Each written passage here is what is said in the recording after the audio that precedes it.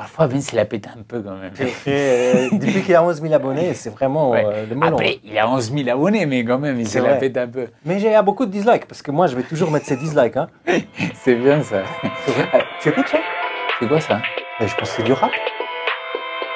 Ah, c'est Ben qui arrive.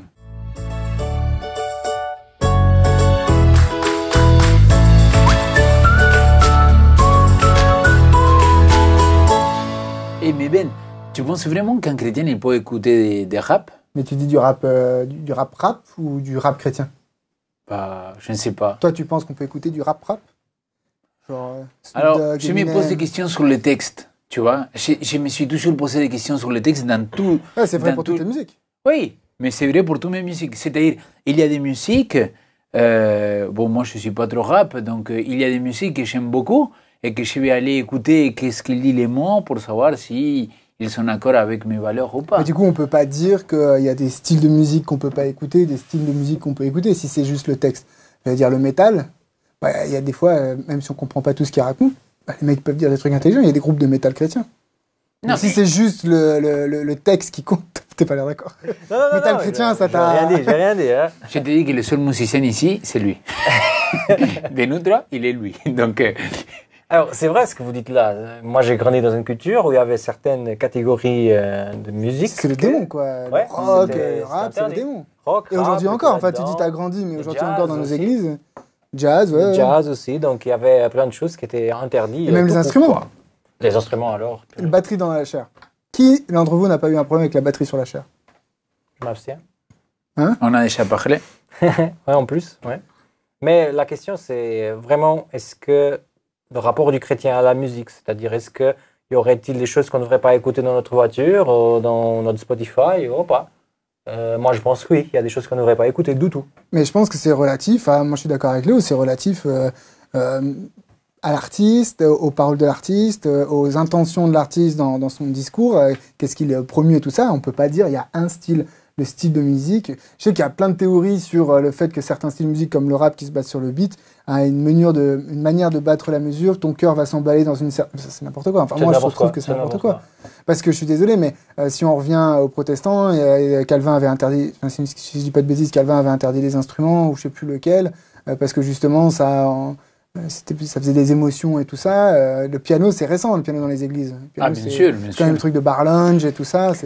Après, la véritable question, c'est est-ce que tout le monde il y a cette capacité de discerner qu'est-ce que c'est bien ou mauvais pour moi, et surtout dans les ados, tu vois? Je me pose la question, je me dis, ok, mes enfants, est-ce que je ne devrais pas les guider un peu dans ce qu'ils doivent écouter ou pas? Après, tu vois, il y a des chants et c'est vraiment générationnel, les amis. Si, par exemple, tu vas parler de rap, ils vont dire, bon, mais ça, c'est pas de la musique, quoi. La musique, c'est des vrais rock'n'roll, quoi. Et avec tous les instruments, avec une harmonie. Et après, il va y avoir d'autres générations qui vont te dire, mais jamais de la vie, que des classiques. Et après, dedans, il va y avoir, non, des Bach, non, des Mozart. Après, moi, sincèrement, je me dis, il est où la limite d'interdire ou pas interdire quel type de musique je vais écouter? Est-ce que le rap, il doit être chrétien ou pas? Je sais pas. Pour moi, c'est un grand mythe, cette idée qu'il y aurait certains types de musique qui devraient être interdits, en tout cas, qu'un chrétien ne devrait pas les écouter, parce que je trouve que ça, c'est en fait quelque chose qu'on a créé pour défendre ce qu'on apprécie, ce qu'on n'apprécie pas. C'est-à-dire, si j'apprécie pas ta musique, je vais dire que ta musique est satanique. Comme ça, tu vas pas la mettre devant moi et j'ai pas besoin de l'écouter. Et c'est vrai que c'est pas très objectif comme principe. Parce que on devrait... Bibliquement, c'est pas soutenable. Exactement. On devrait pouvoir dire, ok, ta musique, elle n'est pas de Dieu parce qu'il y a ceci, cela et cela. Et bien sûr, il y a des gens qui ont tenté de faire des études sur ça ou utiliser des études. Moi, 2 ans en arrière, ou 1 an en arrière, je me rappelle plus exactement, j'étais défié par un ami d'écrire un truc par rapport à la musique. Et là-dedans, je me suis dit, ok, je vais essayer de trouver des choses déjà faites après l'année 2000 et qui parlent justement des effets de la musique chez nous, cette idée de trance et tout ça, que certains battements pourraient nous amener. Ce que j'ai trouvé, je me rappelle encore aujourd'hui, c'était un article scientifique de psychologues hongroises, dans lequel ils arrivaient à une conclusion que c'est en fait l'art en soi, il nous amène dans un état qui peut être comparé à un trance. Mais en fait, ça peut être une musique, ça peut être un tableau. Oui. C'est-à-dire, moi, je me rappelle quand j'étais au Louvre pour la première fois, c'est vrai qu'il y a un tableau spécifique c'était, en fait, moi, je suis pas connaisseur d'art, hein, il faut dire déjà devant tout le monde, mais j'avais des attentes par rapport à 2 tableaux. Donc, ce tableau spécifique que je voulais voir, c'est vrai que quand je regardais, en plus, je savais même pas qu'il avait cette taille, il était beaucoup plus grand de ce que je pensais. Il y a un moment que j'étais là et j'étais pas là. Maintenant, est-ce que ça c'est négatif? Non, moi je pense que l'émerveillement de l'être humain devant l'art, c'est quelque chose de positif. D'ailleurs, l'art, elle a été développée aussi pour nous faire fuir de la souffrance. Donc, c'est normal qu'elle nous amène dans un endroit différent et c'est pas nécessairement négatif. Après, c'est parce que derrière, il y a une peur de l'émotion. Oui, il y a aussi un discours très intellectuel qui dit qu'il ne faut pas que l'émotion intervienne dans ta décision, alors qu'on sait très bien aujourd'hui que s'il n'y a pas d'émotion dans la décision n'est pas ancrée. Oui. Elle peut être intellectuelle, mais s'il n'y a pas une émotion qui vient accompagner l'intellect, l'émotion n'est pas ancrée.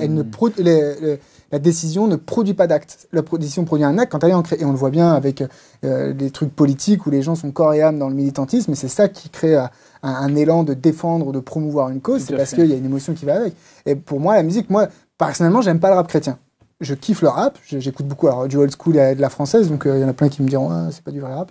Mais c'est pas du vrai rap. Voilà, merci. Mais le rap chrétien, j'arrive pas des mecs qui parce que j'ai l'impression que quand un artiste fait de la musique et qui devient chrétien, ils se sont obligés de dire Jésus toutes les 2 rimes pour que ce soit du rap chrétien. Moi par exemple, je connais un artiste. Moi je ferais la critique justement inverse parce que je l'écoute le rap chrétien. C'est-à-dire que le rap chrétien, il manque de références justement à Jésus et à la Bible, à mon avis. Ça serait un problème. Pas chez les Français, Ah oui, par contre, j'écoute pas chez les Français. Ils parlent que de ça, et je trouve c'est dommage, parce que moi, par exemple, je connais un artiste chrétien qui fait du rap. Donc il est chrétien, il poste sur Instagram son mariage à l'église, quand il va à l'église, il fait des prêches, il témoigne dans ses concerts et tout ça, donc il est chrétien. Mais il n'y a jamais Jésus dans ses chansons. Par contre, ça transpire de toutes ses valeurs. Par exemple, il n'y a aucun gros mot. Alors que dans le rap, voilà, parce que c'est un américain, dans le rap, il y a un côté, tu fais rimer... avec tout ce que tu peux faire rimer pour que ça passe, quoi. Donc, c'est en anglais, j'ai le droit. Donc, C'était violent, c'était très violent. Est-ce qu'on va couper ça à la fin? Je pense qu'il faut. Non, on laisse. C'est de l'art. Ça, c'est de l'art. C'est de l'art. Ça provoque un émerveillement. Exactement, voilà. Une émotion. Négative, en l'occurrence. Et du coup, dans sa musique, il va faire transpirer des valeurs. Il fait des musiques sur le rapport à la famille, sur le rapport à la vie, à la valeur de la vie, ces choses comme ça. Il parle de dépression, des trucs comme ça. Et donc, dans son orientation, il met en face ses valeurs, mais il n'essaye pas de se faire passer pour un chrétien. Et des fois, il y a un peu et d'ailleurs, il le dit lui-même, il dit, il y a le rap et le rap chrétien. Ça n'a pas de sens de séparer les trucs. C'est pas, par exemple, il y a un rappeur qui s'appelle Medine en France, qui est un musulman qui s'affirme, et dans ses textes, il défend un islam. On va pas dire c'est du rap islamique, c'est du rap français. Mais parce qu'ils sont majoritaires. Moi, l'étiquette, ça me gêne pas. L'étiquette, ça me gêne pas parce qu'on peut dire aussi qu'un chanteur, c'est un chanteur romantique. Parce qu'il fait des chansons d'amour. Ça va pas les gêner non plus qu'on mette dans cette case, tu vois. Après, même dans les rappeurs chrétiens, c'est pas dans toutes les chansons qui vont aborder le sacrifice de Jésus sur la croix. Il y a des moments qui vont parler des choses de la vie, justement d'un point de vue comme ça.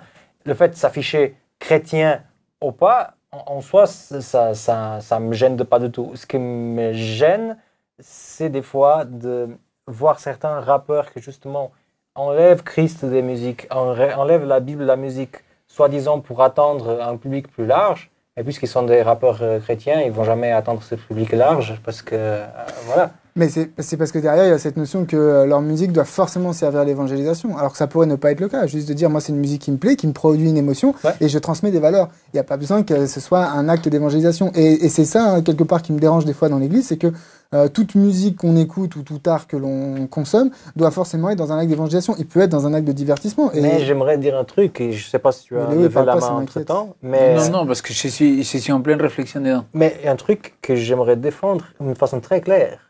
Toutes les musiques, c'est un acte d'évangélisation. Ça peut être du divertissement? Non, même une musique qui ne parle pas de Dieu, c'est un acte d'évangélisation.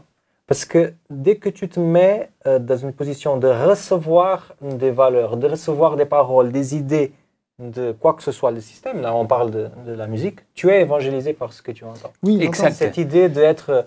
le sens profond de l'évangile transformé par la contemplation. Exact. Et pour moi, oui, c'est-à-dire la musique, peu importe la musique que tu vas écouter, il me semble que il va produire quelque chose en toi. Et ça, je suis convaincu. C'est-à-dire, en tant que latin, argentin et tous les centro-américains et sud-américains, ils pensent un peu comme moi, c'est impressionnant, tu vois. C'est un truc dans la culture. Par exemple, tu vas faire le ménage à la maison, bah, tu mets la musique pour te motiver à faire la musique, à faire le ménage. Mais donc, tu vas pas mettre, je ne sais pas, les hymnes et louanges. Bah, tu vas mettre des trucs qui te font bouger. Sauf que parfois, les mots qu'ils vont dire, ils vont le répéter tellement de fois, que pour moi, dans l'inconscient, il finit par rentrer une sorte de message. Il y a des trucs que je me dis, quand je les écoute, je ne peux pas être d'accord avec ça. Aujourd'hui, en Europe, le reggaeton, il est beaucoup plus à la mode qu'il y a 10 ans en arrière. Moi, je comprends tous les mots de ce qu'ils disent. Il y a des reggaetons que je me dis, mais non d'un chien, quoi. C'est-à-dire, c'est d'une perversité ou c'est d'une morbosité, mais au-delà du christianisme. Je me dis, mais tu vois... Il n'y a pas que le chrétien qui est choqué par les propos. Oui, je me dis, ah oui, et ça c'est une réalité. Donc je me dis, il faut faire attention à ce que j'écoute et aussi à l'émotion que je cherche. Je m'explique. Et c'était à ça que j'étais en train de réfléchir. Quand tu es, par exemple, je me rappelle quand j'étais plus jeune, ado, tu vois, et on m'avait brisé le cœur. J'ai allé rechercher tout ce qu'il pouvait me rendre triste. Mélancolie, tout à fait, ouais. Donc, le tango argentin, c'est la base. C'est-à-dire, oui, je voulais vendre mon truc de tango. J'ai pas osé le dire, je suis passé pour un raciste, tango argentin. Non, mais le fado, Ouais. c'est au Portugal. Ouais. C'est pareil. C'est-à-dire, il y a des musiques que tu vas aller la chercher pour retrouver un état émotionnel. Et là, je pense que c'est dangereux, tu vois. Parce que si tu te retrouves là, après, tu peux tomber très rapidement dans une dépression, dans un état dépressif. Ah oui, je connais beaucoup de gens, mais écoute, pose la question à tes ados dans des églises, etc. Qu'est-ce qu'ils font quand ils vont avoir mal au cœur ou que quelqu'un il les fait des bullying? Bah, ils vont souvent se réfugier dans la musique.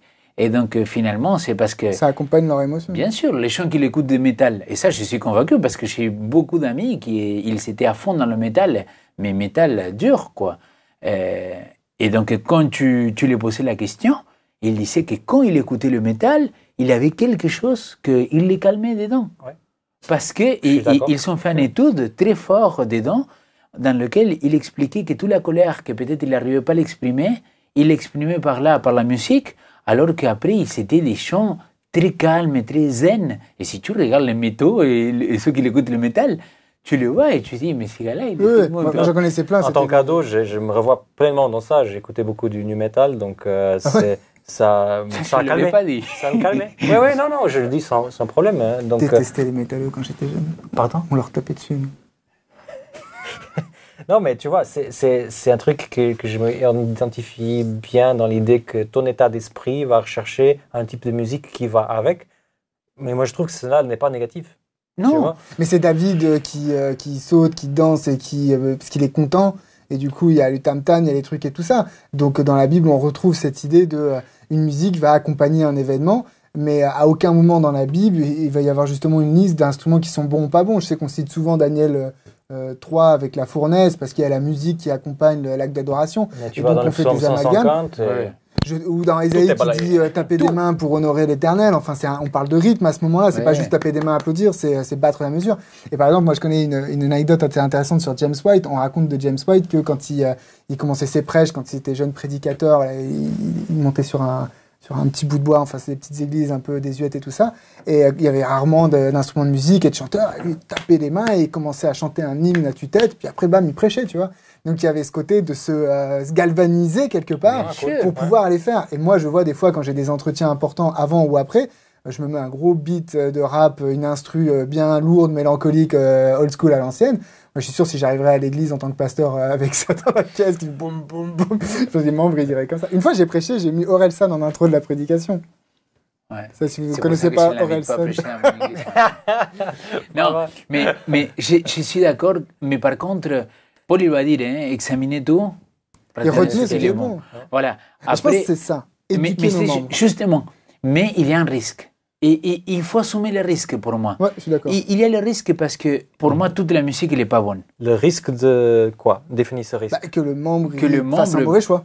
Exact. Par rapport à la musique du monde. On ne peut pas être la conscience. Par rapport à la musique du monde, par rapport à la musique des dons de l'Église, pour moi, il y a des musiques qu'on fait dans l'Église, ou dans le monde chrétien, que j'aime pas du tout, que c'est pas mon style, que Oui, ça me touche mais pas. Et justement. peut-être les gars, il était touché par Dieu. Oui, mais là, tu as dit toutes des choses qui sont très subjectives.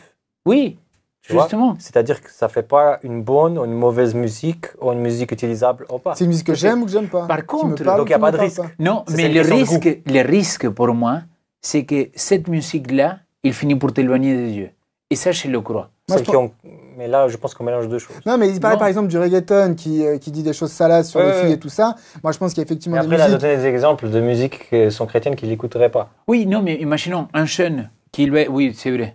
C'est vrai que C'est pour ça que j'ai rebondi pas sur saisi. ça. Qu'est-ce que- Mais parce quel que était le j'écoute que des risque chrétiens, c'est comme ça. Mais non, mais c'est vrai quand même. Ma playlist, généralement, elle est assez chrétienne. Après, j'ai On des va trucs... chercher les CD dans ta voiture pour vérifier. Oui, oui, La oui. mienne est 98% chrétienne. Oui. Après, il y a Ah, des moi, moments... j'écoute très peu du Mais chrétien. après, il y a tout dedans. Ah ben, dans le maintenant, style on comprend mieux. chrétien. On comprend mieux qu'est-ce qui se passe là. Non, mais dans le style chrétien, il y a tous les trucs. Donc, j'écoute du rap chrétien, j'écoute du rock chrétien, j'écoute la Oui, CCM, donc Contemporary Christian Music. Donc, j'écoute le worship. Donc, je vais dans tous les horizons, mais souvent dans le christianisme. Ça veut dire que oui, dans la musique, je suis assez libéral dans ce que je peux écouter. Assez C'est-à-dire ouvert, je dirais. ouvert, oui, mais pour les personnes qui me regardent, ils vont me dire plutôt libéral. Mais parce que pour moi, le style, c'est qu'un langage. Je suis d'accord. Je suis d'accord. Mais sur toutes les choses, là où je voulais en revenir, par contre, je crois qu'il y a des musiques qui pourraient être sataniques. Mais pas des musiques. Chrétienne. Il y a des... Non, il n'y a pas des musiques qui peuvent être sataniques. Il y a des auteurs, il y a des chansons. Moi, Merci. pour Oui. écouter du rap, il y a des rappeurs que je n'écoute pas parce que je n'accepte pas leur vision du monde, leur vision de la femme, leur vision de la politique, leur vision du message qu'ils transmettent à la jeunesse. Moi, j'aime beaucoup un rappeur qui s'appelle Kerry James. Et il a une orientation musulmane, donc dans ma tête, je fais une distinction en disant ok, je sais que ça c'est ses valeurs, mais maintenant il est très critique sur les rappeurs qui disent va dealer du shit, vas-y, fais tourner son boule pour que ceci cela. Bah, ce discours-là, moi je ne peux pas écouter des rappeurs comme ça parce qu'ils sont contraires à mes principes et mes idéaux, mais je peux me contenter d'autres rappeurs qui eux amènent une vraie réflexion sur le monde. Mais c'est pareil, c'est-à-dire, je comprends très bien que c'est le personnage qu'il peut être satanique, c'est-à-dire quand je dis satanique, il pourrait être vraiment influencé ou possédé. Il amène des valeurs contraires à celles de l'évangile. Oui. Et ça, c'est clair. L'adversaire. Par contre, tu vois, je n'irai jamais de ma vie dans une église satanique pour écouter un prêche d'un prêtre satanique. J'espère que vous non plus. Non, je ne suis pas intéressé. Ouais, moi non plus. Et donc, du coup, je n'irai pas parce que je me dis, attention, il peut y avoir un danger. Et donc, de la même manière, je dis, il y a, comme tu dis, si un auteur, il te dit, je ne suis pas du tout d'accord dans ses valeurs, je pense que la musique, tu ne pourrais pas l'écouter non plus. En tout cas, je ferai une distinction et dire, ça, je le laisse de côté. Alors, tu permets de rebondir sur l'image que tu viens de donner? Bien sûr. Parce que c'est pour aussi... me casser ou pour Non, pour dire que je suis plus ou moins d'accord avec toi.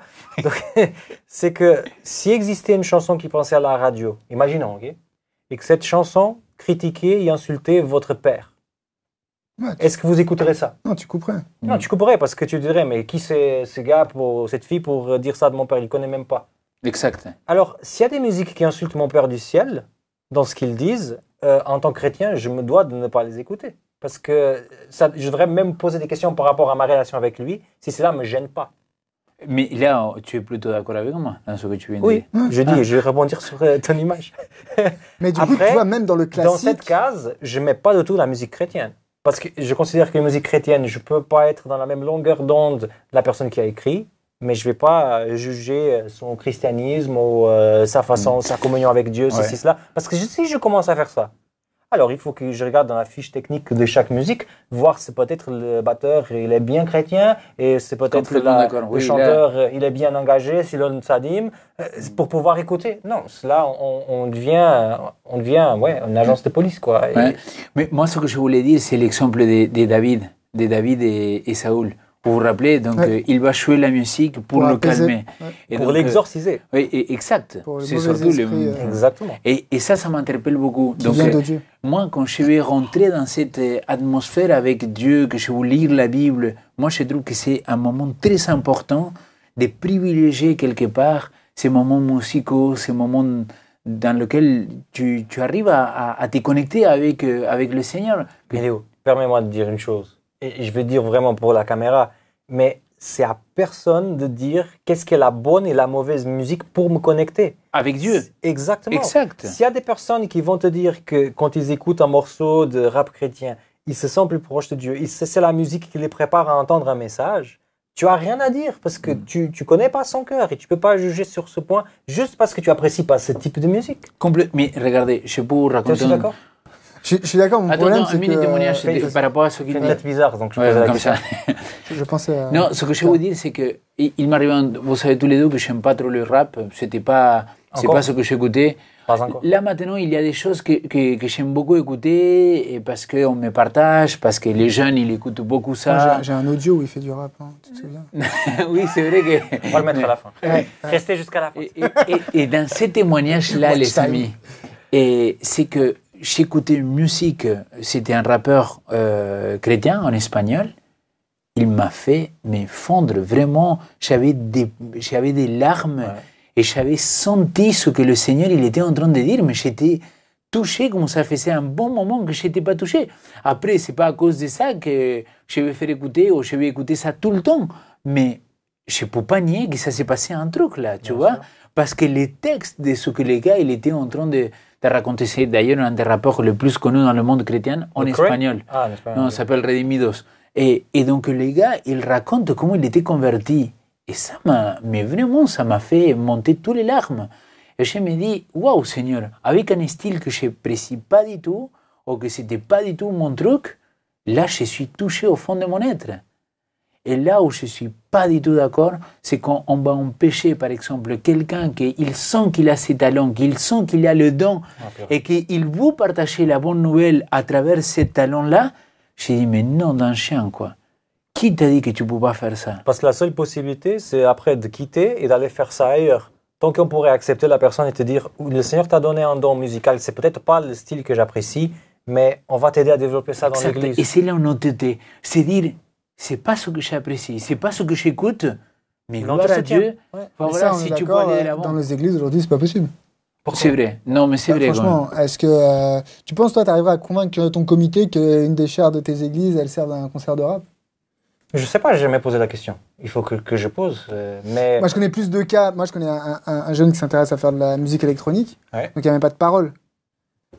C'est difficile pour lui de faire admettre ça à son entourage, que pour lui, il vit une forme d'adoration à travers cette musique mais électronique. d'ici Qui est de la 40 musique de ans- boîte, hein. C'est pour ça le problème. Oui, c'est de la mais musique de d'ici boîte. 40 ans, dans nos églises, aujourd'hui, on se tape encore avec la batterie, mais d'ici 40 ans, peut-être moins, le grand défi, ça va être le DJ dans l'église, la musique électronique. Elle va rentrer comme ça Ah dans ouais, l'église. ouais. Mais Hillsong, comment ça s'appelle? Hillsong, il y a toute une partie qui font que ça. Ouais, mais cite pas Hillsong, parce Mais- que justement, c'est le grand exemple de la musique déviante et du culte qui devient un concert et tout ça. Donc, D'accord. c'est un Mais mauvais. il y a un problème que le culte devient un concert, parce que dans la Bible, s'il y a des personnes qui étaient au temple, qui étaient Il n'y a pas payées de pour culte dans la chanter, Bible. Il n'y a pas de culte dans la Bible. je suis bien d'accord avec toi, on est d'accord sur ce point-là. Mais dans le service du temple, il y avait des personnes qui étaient payées pour chanter. Ouais. Hmm.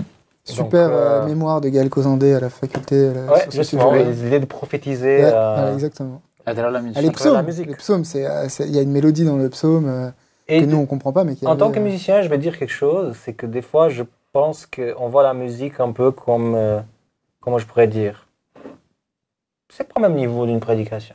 C'est pas au même niveau du service, c'est pas au même niveau du témoignage. C'est un truc qu'on fait un peu. Moi, je pense que la musique est quelque chose de très sérieux. L'exemple qu'il a cité, c'est ce que je citerai aussi. Donc, c'est cette musique apaisait un mauvais esprit qui était en sol et qui le rendait à nouveau Amen. dans son état normal. Donc, on voit qu'il y a une influence vraiment positive. Et des fois, on s'acharne plus dans ce qui est négatif dans la musique. On Ça, dit c'est pas, vrai. voilà, la musique, c'est quelque chose de très positif. On peut dire des choses des fois dans la musique qu'on ne peut pas dire comme ça. Donc, on devrait investir dedans. Oui, pardon, mais Vas-y. juste pour rebondir sur ce que tu viens de dire, je dis souvent à mon équipe dans la liturgie, je dis, les amis, si nous on ne se prépare pas pour le moment, moi quand je viens prêcher, je sens que je suis en train de ramer sur le Titanic. Le bateau il est en train de couler, les chants ils ne sont pas dedans parce qu'on n'a pas amené les chants à ouvrir les oreilles vraiment pour écouter la parole. Et là, ce que tu racontais de Jamie White, ce que tu as dit là maintenant, tout de suite, c'est des choses que pour moi c'est une réalité. Je le vis en tant que pasteur, je vois comment il y a une différence quand la liturgie il amène quelque chose sans doute, sans et doute. tu dois venir prêcher et t'appuyer sur ce qu'on a chanté. Non mais ça change complètement. Mais, comme je disais, l'émotion doit accompagner l'intellect. Mais L'un bien sans sûr. l'autre. l'émotion sans intellect, c'est de la manipulation. L'intellect sans émotion, c'est la pure théorie. Ça ne sert à rien. Il faut que l'un accompagne l'autre. Et je pense qu'ils vont de pair. Et dans la Bible, on a une bonne vision, tu disais, d'appuyer sur les positifs et pas les négatifs. Dans la Bible, qu'est-ce qu'on nous dit de négatif sur la musique? Franchement, il faut aller le chercher. Par contre, on nous dit plein de choses positives sur la musique. Et je pense qu'il faut se baser là-dessus. Moi, tu vois, j'aime beaucoup les hymnes et louanges. Mais je sais pourquoi j'aime beaucoup les hymnes et louanges. Parce que j'aime beaucoup le rap. Et le rap, c'est une musique de texte. Et c'est ça que j'aime dans le old school du rap, c'est côté la bonne rime, la bonne construction. Et les hymnes et louanges, c'est des hymnes, donc c'est très réfléchi sur la parole et le texte. Ouais. Je me suis toujours dit, un jour, j'aimerais bien rapper du hymne et louanges. Parce qu'en fait, je serais là pour voir ça. Tu peux rapper du hymne et louanges, parce qu'en fait, la construction et le rap, il faut vraiment que ta rime soit bien travaillée, posée au bon moment, le rythme. Enfin, alors que dans d'autres musiques, tu peux ne pas faire de rime, tu peux allonger. Moi, j'aime pas trop les j'aime. J'arrive pas à être porté sur un j'aime. Les j'aime qui me portent, c'est vraiment les j'aime où tu sens que la personne a écrit ça dans les larmes, presque. Un petit côté mélancolique. Mais tu vois, c'est ça le problème dans c'est c'est subjectif. C'est que tu vois, par exemple, dans nos communautés adventistes, on va devoir trancher entre les j'aime et les hymnes et louanges. Et tu vois, souvent la phrase qu'on utilisait, c'était oui, parce que ça c'est le sexe, drogue et rock and roll. Et j'ai dit, comme si le rock and roll aujourd'hui, il est d'actualité, quoi. À part moi, est-ce qu'il y a d'autres personnes qui écoutent de rock and roll? C'est-à-dire les vieilles générations, mais les nouveaux, ils l'écoutent pas. Et vous savez que c'est pas ce qui va le porter. Ouais. Ça va être le rap, ça va être la techno. Donc, il n'y a même pas raison d'être cette discussion pour moi. Parce que finalement, ce qu'il doit nous apporter en tant qu'assemblée, c'est pas que si c'est un chème, que si c'est un hymne et louange. C'est vraiment se réjouir que Sam, il est en train de rapper et qu'il est en train de toucher d'autres personnes. Mais on est tellement égoïste parfois. Ah oui. On est tellement égoïste à se dire « Ouais, mais ça ne me plaît pas. Oui, mais ça, c'est pas du Seigneur. » Pour ce que tu as dit. Je vais vous justifier que ce type de musique, il ne doit pas être dans l'église, et donc je vais le justifier à fond. Nous, on a fait des soirées d'adoration à Vivo, 3 heures. Il avait la parole, il avait des moments de repentance, il avait des moments de remerciement, il avait des moments de demande, tout autour de la louange et de la liturgie. Parce que je crois dans ce que tu as dit, que la liturgie, que la louange, il fait une grande partie dans la vie spirituelle de quelqu'un. Par contre, si tu ne résumes qu'à ça, bien sûr, je suis tu es que sur les émotions. Et là, c'est pas bon non plus. Mais du coup, on a dit plein de choses parce qu'on est quand même assez d'accord, mais finalement, je pense qu'on peut aussi constater qu'il y a une marge de progression dans les mentalités aujourd'hui qui est quand même assez importante. Oui. Parce qu'on n'est pas là. Dans nos églises, je pense, c'est quand même assez difficile pour des jeunes et des moins jeunes, lorsqu'ils veulent se lancer dans une carrière musicale ou qu'ils ils adoptent un style de musique, c'est quand même difficile pour beaucoup de faire comprendre ça à la communauté. C'est vrai. Les amis, je pense qu'on a bien fait le tour de la question. Est-ce que vous aurez encore des dernières choses à apporter? Moi, je vais écouter mon rap tranquillement. Alors, merci beaucoup d'avoir été là jusque-là. Merci beaucoup aussi de tout le soutien que vous me donnez avec vos pouces en l'air, vos partages, aussi vos commentaires. Continuez la réflexion dans la boîte à commentaires. Êtes-vous musiciens? Êtes-vous des personnes qui ne pensez pas comme nous? Alors, écrivez. On sera content de vous lire et de vous répondre.